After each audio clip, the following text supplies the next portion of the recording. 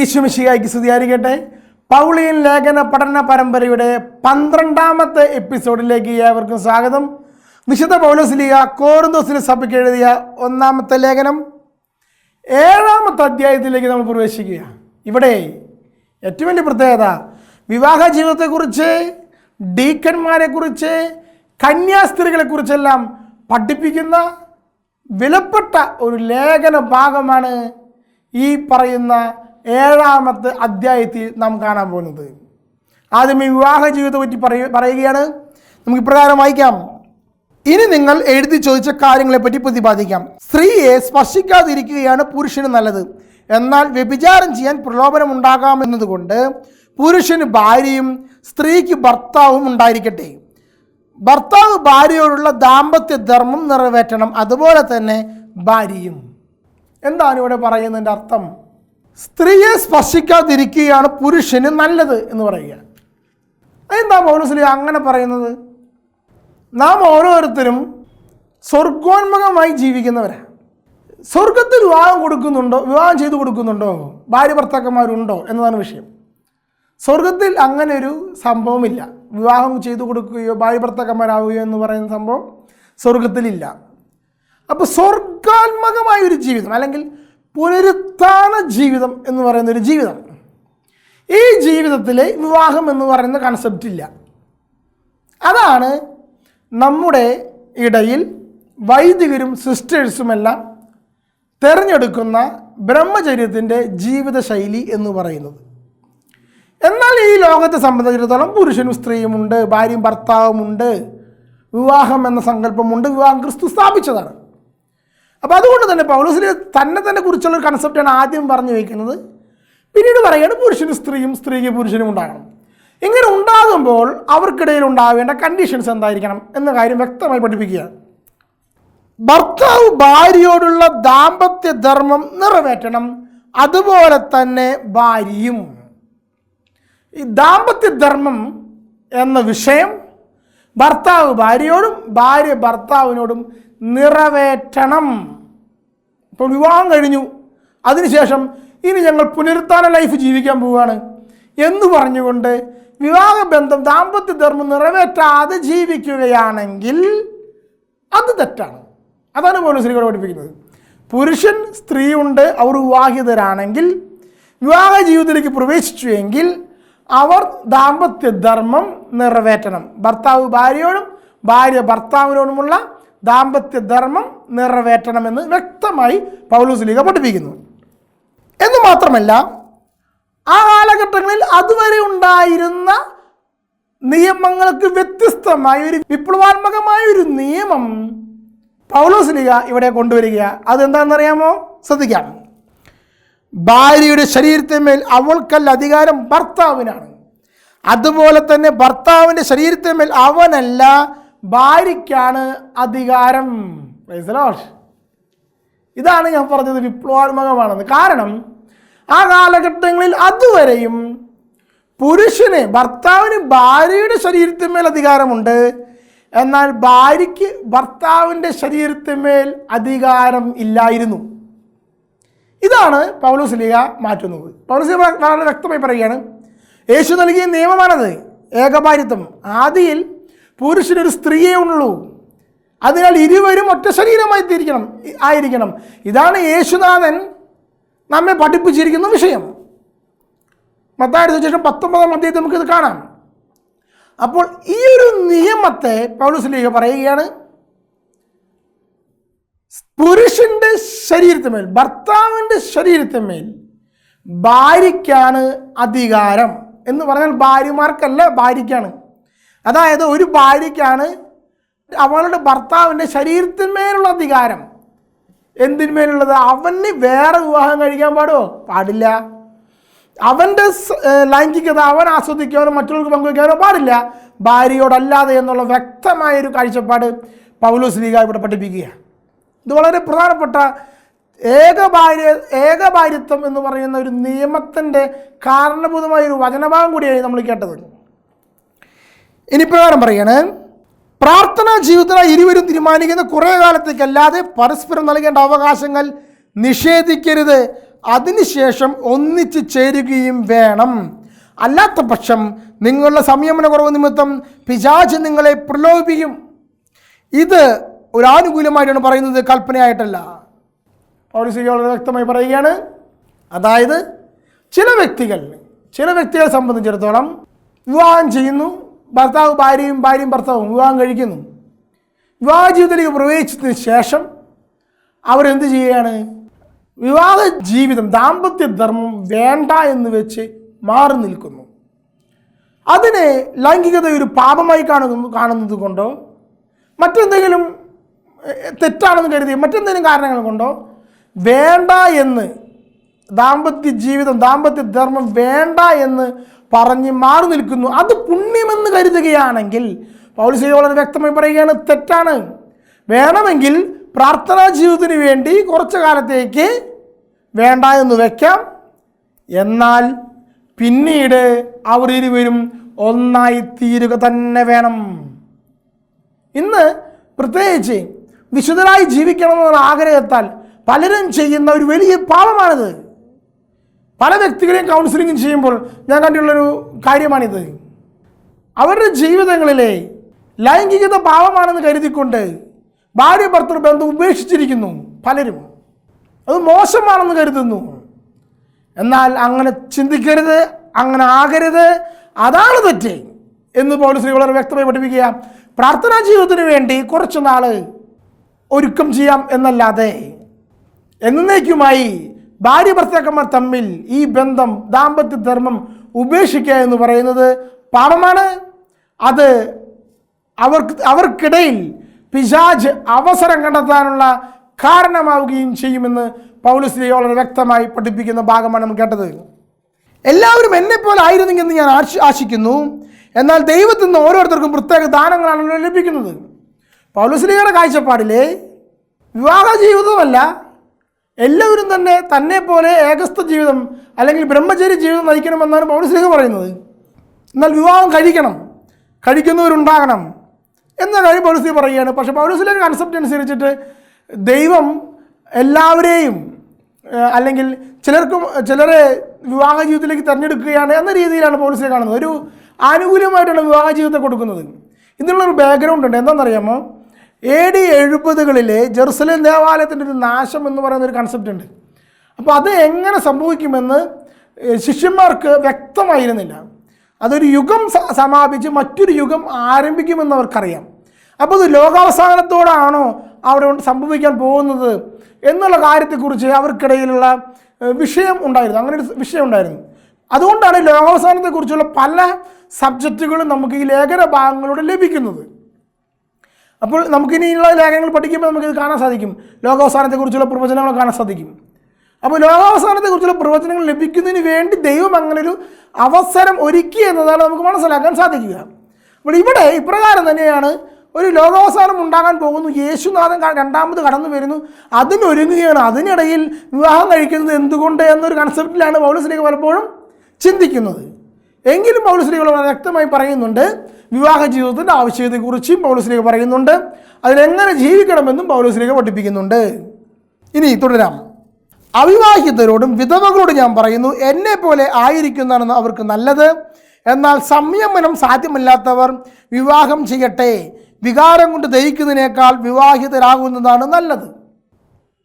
എന്താണ് ഈ വചനത്തിൻ്റെ അർത്ഥം? അവിടെ വിവാഹം കഴിക്കാത്ത വ്യക്തികളുണ്ട്, വിധവകളുണ്ട്. ഇതിൽ അവിവാഹിതർ എന്ന് പറയുമ്പോൾ നമ്മൾ വിചാരിക്കുന്നത് പോലെ ചെറുപ്പക്കാരായ വിവാഹം കഴിക്കാത്ത ആളുകൾ എന്ന അർത്ഥത്തിലല്ല, മറിച്ച് ഡീക്കന്മാർ എന്നുള്ള അർത്ഥത്തിലാണ്. അതായത് ഡീക്കൻ മിനിസ്റ്റർ ചെയ്യുന്നവർ, അവർ അവിവാഹിതരാണ്. അതുപോലെ വിധവകളുണ്ട്. അതുപോലെ ഇവിടെ കാണുന്ന മറ്റൊരു വാക്കാണ് കന്യകകൾ. കന്യകൾ എന്ന് പറയുന്നതിന് ഇവിടെ അർത്ഥം കന്യാസ്ത്രീമാർ എന്നർത്ഥം. ഇന്നത്തെ ഭാഷയിൽ പറയുകയാണെങ്കിൽ കന്യാസ്ത്രീമാർ. അപ്പോൾ അവിവാഹിതർ എന്ന് പറയുന്നതും ഡീക്കന്മാരാണ്, അല്ലെങ്കിൽ ഇന്നത്തെ ഭാഷയിൽ പറയുകയാണെങ്കിൽ പുരോഹിതന്മാർ, നമ്മുടെ വൈദികർ, ആ അർത്ഥത്തിലാണ്. അതുപോലെ തന്നെ കന്യകൾ എന്ന് പറയുന്നത് നമ്മൾ ഇന്നത്തെ ഭാഷയിൽ പറയുകയാണെങ്കിൽ കന്യാസ്ത്രീകളാണ്. അതുപോലെ തന്നെ വിധവകളെയും ആ കൂട്ടത്തിൽ പെടുത്തിയിരിക്കുക. വിവാഹം കഴിഞ്ഞ് ഭർത്താവ് മരിച്ചു പോയ വിധവകളെ കർത്താവിൻ്റെ ശുശ്രൂഷകരായിരിക്കണം എന്നുള്ള വസ്തുതയാണ് ഇവിടെ വളരെ വ്യക്തമായി പറയുന്നത്. അപ്പോൾ നമ്മൾ ഈ വചനം കേൾക്കുന്ന വിധവകളായ സ്ത്രീകൾ ശ്രദ്ധിക്കേണ്ട ഒരു വിഷയം എന്താണെന്നറിയാമോ? പ്രിയപ്പെട്ട സഹോദരിമാരെ, നിങ്ങൾ വിധവകളായിരിക്കുന്നത് കർത്താവിന് ശുശ്രൂഷ ചെയ്യാനുള്ള വിളി കൂടിയായിരിക്കും നിങ്ങൾ കരുതണം. പലരും ഭവനങ്ങളിൽ ഇരിക്കുക എന്ന അവസ്ഥയിലേക്ക് മാറുകയാണ്. അങ്ങനെയല്ല, വിധവകൾക്ക് വലിയൊരു വിളിയുണ്ട്. ആ വിളി ദേവാലയത്തോട് ചേർന്നുള്ള ശുശ്രൂഷാ ജീവിതമാണ്. അത് നമുക്ക് ശിമയോനും അന്നായും, ഈശോയെ കരങ്ങളിലെടുത്ത ശിമയോനും കൂടെ വന്ന അന്നായും അവരുടെ ജീവിതത്തിൽ നമുക്ക് കാണാൻ സാധിക്കും. വിധവയായിരിക്കുന്ന ഹന്ന പുണ്യവതിയാണ് ഈശോയെ കാണാൻ ഭാഗ്യം ലഭിച്ചത്, ദേവാലയത്തിൽ ശുശ്രൂഷ ചെയ്യുക. അപ്പോൾ ഇങ്ങനെ ഒരു ശുശ്രൂഷയുടെ മേഖലയുണ്ട് വിധവകൾക്ക് എന്നുള്ള കാര്യം കൂടി പൗലോസ് പറയുകയാണ്. അതുപോലെ തന്നെയാണ് അവിവാഹിതർ, അതുപോലെ തന്നെയാണ് കന്യകകൾ. ഇവർക്കുള്ള വിളിയെക്കുറിച്ച് പൗലോസ് വ്യക്തമായി പഠിപ്പിക്കുകയാണ്. അപ്പോൾ ഇങ്ങനെയുള്ളവർ അഥവാ ഡീക്കൺ മിനിസ്ട്രിയിലേക്ക്, പൗരോഹിത്യത്തിലേക്ക് കടന്നിരുന്ന ഒരു വിവാഹം കഴിക്കാതിരിക്കുകയാണോ നല്ലത്? എങ്കിലും വിവാഹം കഴിക്കണമെങ്കിൽ കഴിച്ചു കൊള്ളട്ടെ എന്ന് പഠിപ്പിക്കുക. എന്നാൽ സംയമനം സാധ്യമല്ലാത്ത വിവാഹം ചെയ്യട്ടെ, വികാരം കൊണ്ട് ദഹിക്കുന്നതിനേക്കാൾ അവർക്ക് വിവാഹിതരാകുന്നതാണ് നല്ലത്. ഈ ഒരു വചനഭാഗം കേൾക്കുമ്പോൾ നമ്മൾ കരുതും, അപ്പോൾ നമ്മുടെ ഇടയിൽ ഡീക്കന്മാർ വിവാഹം കഴിക്കുന്നില്ലല്ലോ എന്നൊരു ചിന്ത നമുക്കുണ്ടാകും. അപ്പോൾ ആദ്യകാലങ്ങളിൽ സഭയിൽ ഡീക്കൺ മിനിസ്റ്റർ ചെയ്യുന്നവർക്ക് വിവാഹം കഴിക്കാമായിരുന്നു. നമുക്ക് ഇന്ന് നമ്മുടെ നാട്ടിൽ പറയുകയാണെങ്കിൽ യാക്കോബായ സഭയിലൊക്കെ നിയമങ്ങളുണ്ട്. അപ്പോൾ അവരെ പുരോഹിതർ വിവാഹം കഴിക്കും. എന്നാൽ ചിലർ വിവാഹം കഴിക്കുന്നില്ല, മാറി നിൽക്കും, വിവാഹം കഴിക്കാതെ നിൽക്കും. അപ്പോൾ അവിവാഹിതരെ സംബന്ധിച്ചിടത്തോളം, അതായത് ഡീക്കന്മാർ സംബന്ധിച്ചിടത്തോളം പൗലോസ് പഠിപ്പിക്കുകയാണ്, വിവാഹം ചെയ്യാതിരിക്കുന്നതാണ് നല്ലത്. എന്നാൽ വിവാഹം കഴിക്കണമെന്ന് ആഗ്രഹമുള്ളവരുണ്ടെങ്കിൽ വിവാഹം ചെയ്തു കൊള്ളട്ടെ എന്ന് പറയുക. നമ്മുടെ സഭയിൽ അതിന് ശേഷമാണ്, കാലഘട്ടങ്ങൾക്ക് ശേഷമാണ് കത്തോലിക്ക സഭയിൽ അവിവാഹിതരായ അനേകം പേർ പൗരോഹിത്യ ശുശ്രൂഷ ചെയ്യാനുള്ളതിനാൽ പുരോഹിതന്മാർക്ക് വിവാഹം വേണ്ട എന്ന് വെച്ച നിയമമുണ്ടായിട്ടുള്ളത്.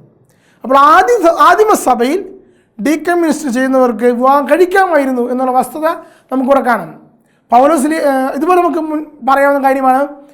ആദ്യം തിരഞ്ഞെടുത്ത 8 ഡീക്കന്മാരിൽ പീലിപ്പോസ് എന്ന ഡീക്കന് 4 പ്രവാചകന്മാരായ പെൺമക്കളുണ്ടായിരുന്നു എന്ന് അപ്പസ്തോല പ്രവർത്തനങ്ങളിൽ നമ്മൾ വായിക്കുന്നുണ്ട്. അപ്പോൾ ഡീക്കൺ മിനിസ്ട്രിയിലുള്ളവർക്ക് വിവാഹം കഴിക്കാമായിരുന്നു ആദിമസഭയിൽ.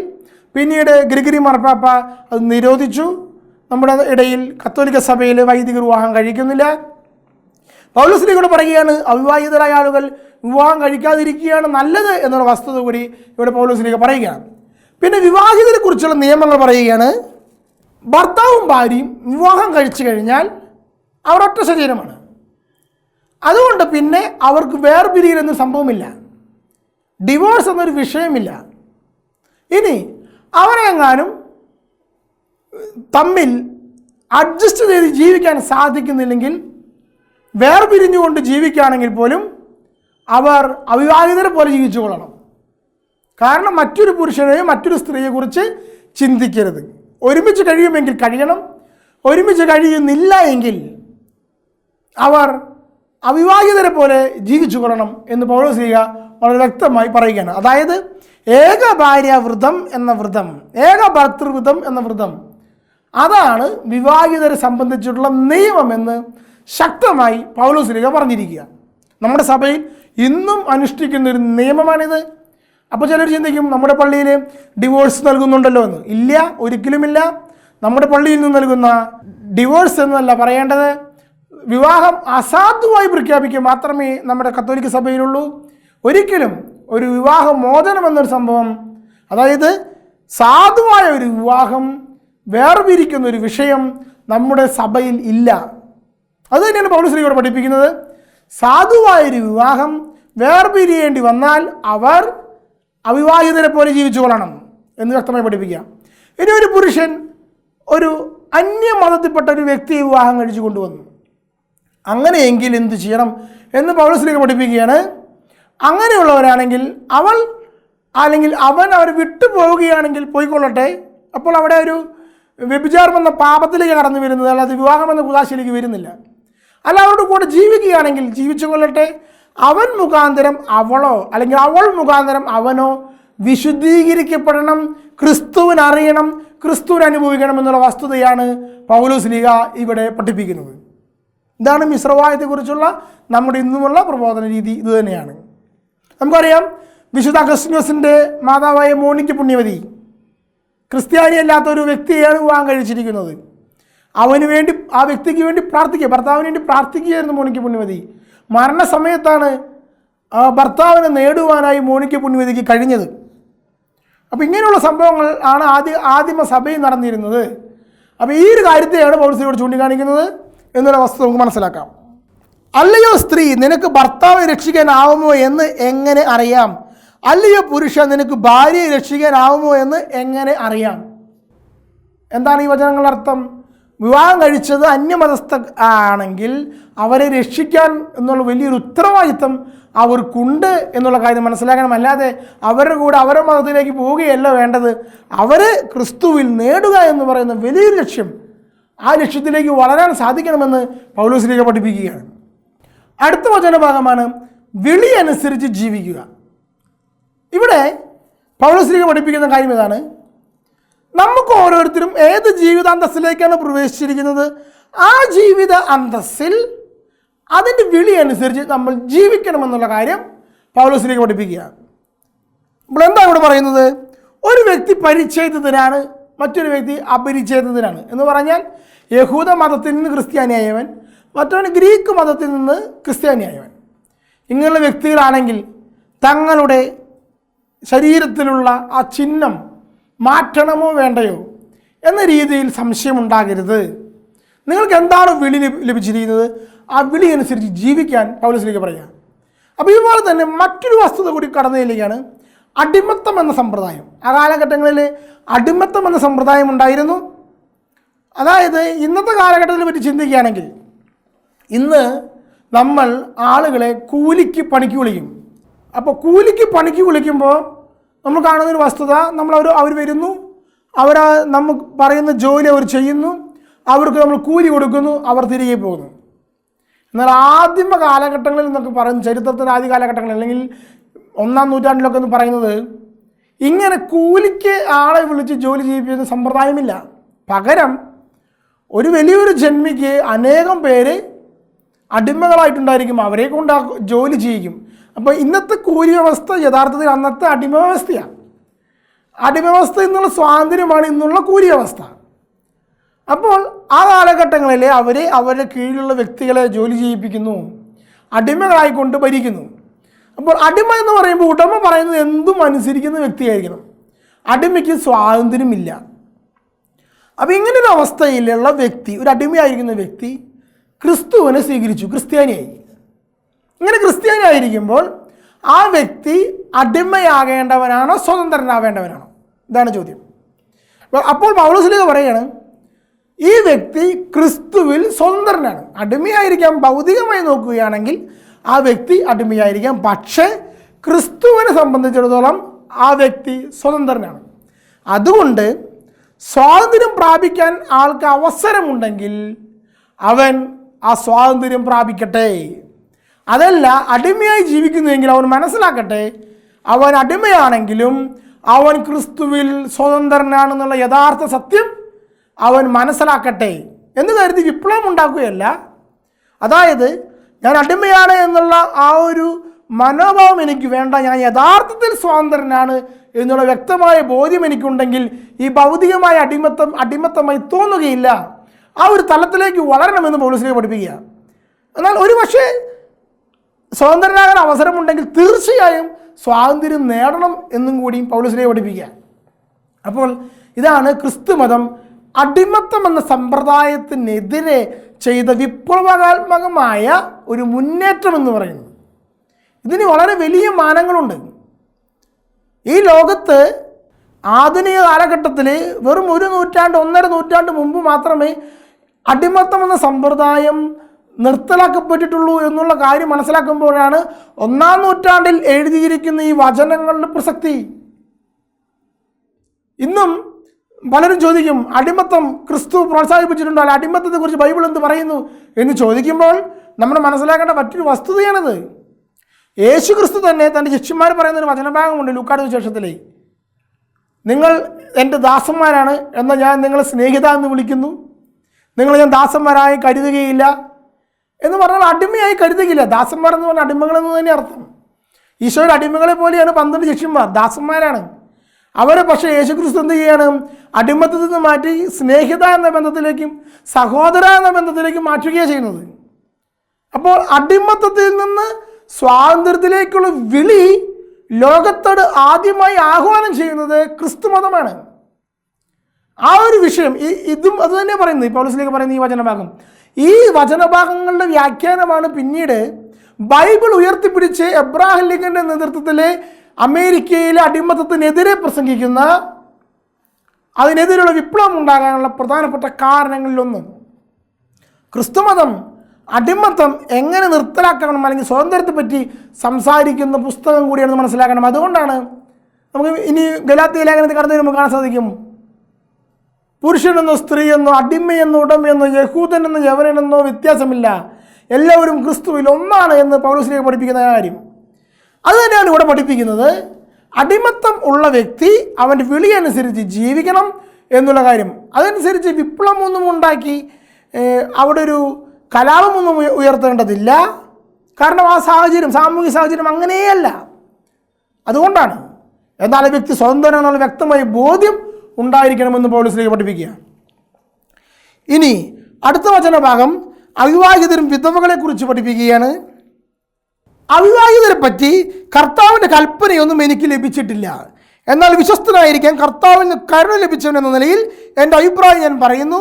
ആസന്നമായ വിപത്സന്ധി കണക്കിലെടുക്കുമ്പോൾ ഓരോരുത്തരും ഇപ്പോഴത്തെ നിലയിൽ തുടരുന്നതായിരിക്കും നല്ലതെന്ന് ഞാൻ കരുതുന്നു.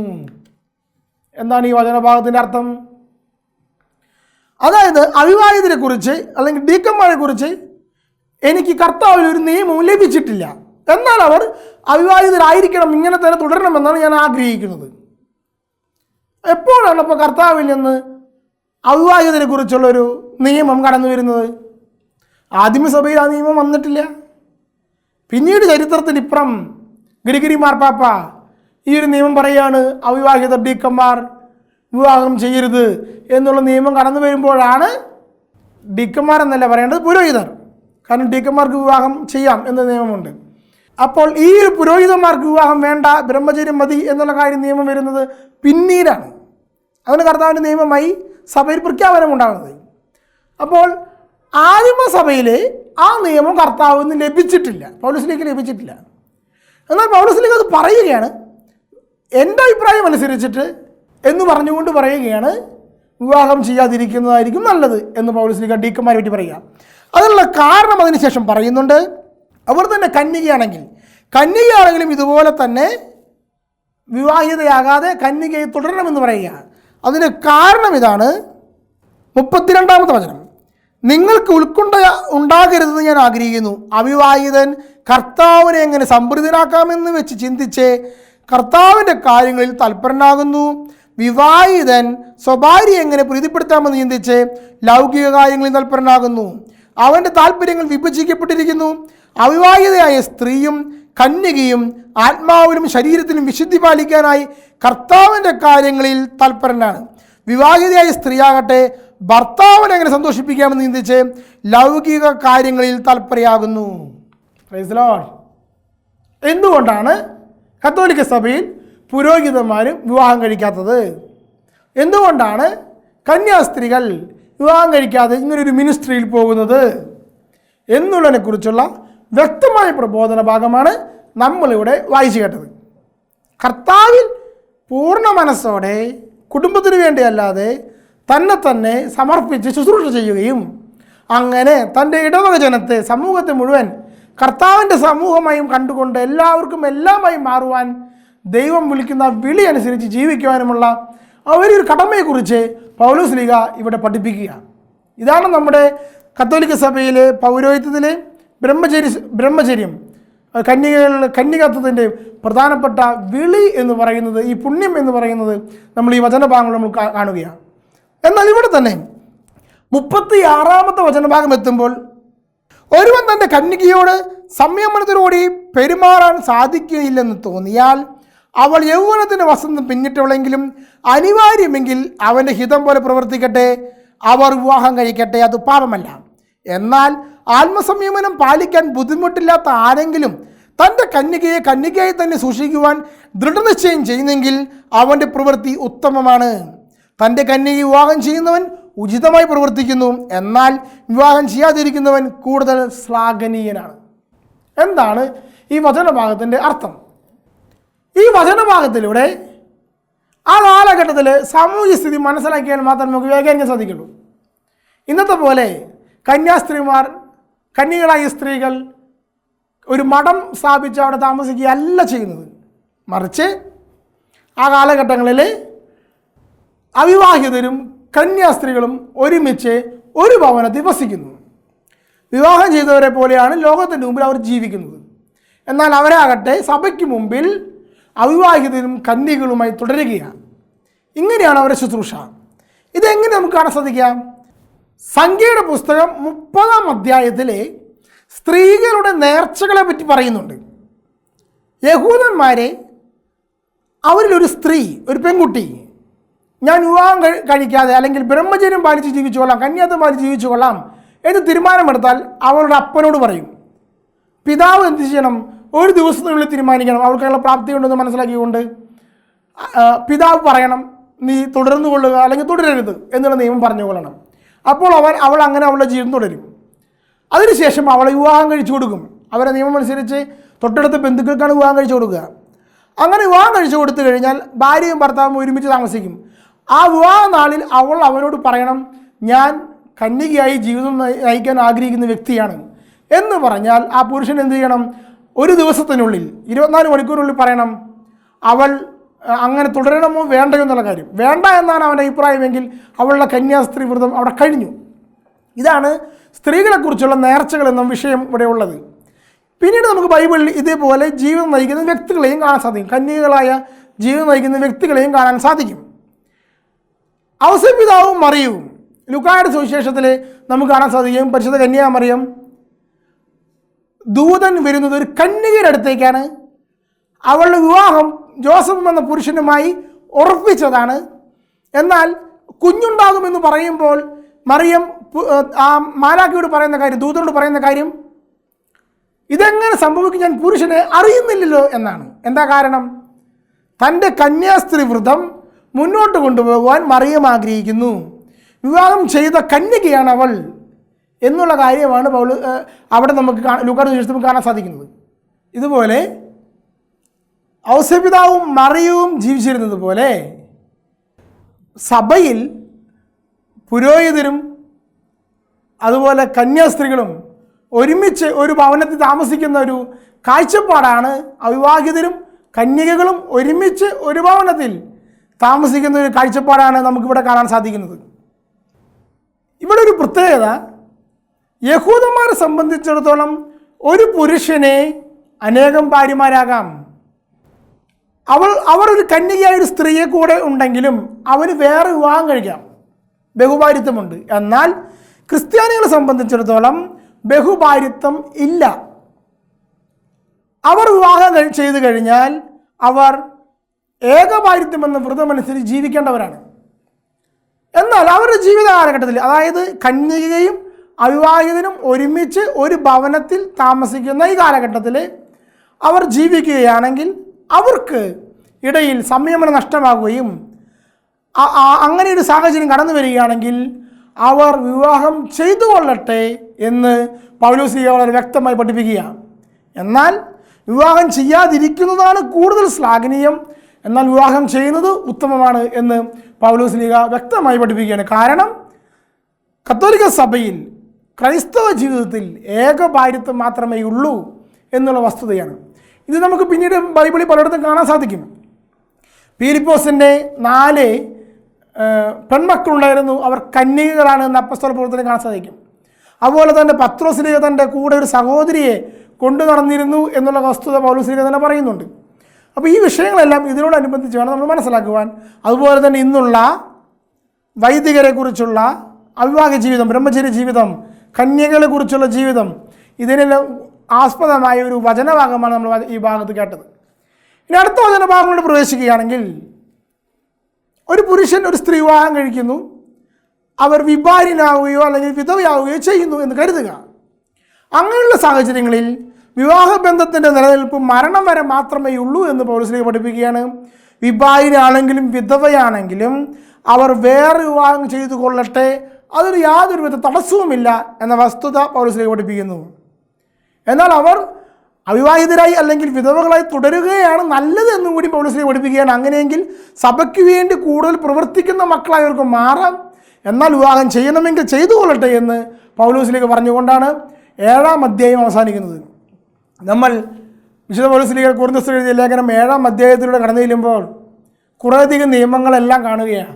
വിവാഹ ജീവിതം എപ്രകാരമായിരിക്കണം, അവിവാഹിതരുടെ ജീവിതം എങ്ങനെയായിരിക്കണം, കന്യകളുടെ ജീവിതം എങ്ങനെയാണ്, വിധവകൾ എപ്രകാരമായിരിക്കണം എന്നുള്ള സകല പ്രബോധനങ്ങളും അടങ്ങിയ ഒരു വിശിഷ്ടമായൊരു ജീവിതക്രമത്തെക്കുറിച്ചുള്ള വ്യക്തമായ പ്രബോധന ഭാഗമാണ് വിശുദ്ധ പൗലോസ് കൊരിന്ത്യർ സഭയ്ക്ക് എഴുതിയ 1-ാം ലേഖനത്തിലെ 7-ാമത്തെ അധ്യായം. ദൈവം നമ്മെ അനുഗ്രഹിക്കട്ടെ.